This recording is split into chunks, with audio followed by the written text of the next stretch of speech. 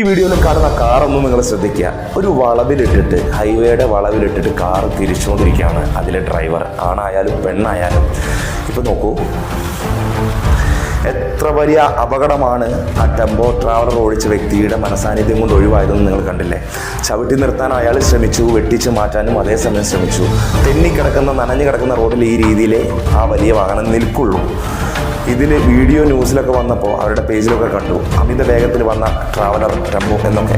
ഒരിക്കലും അല്ല.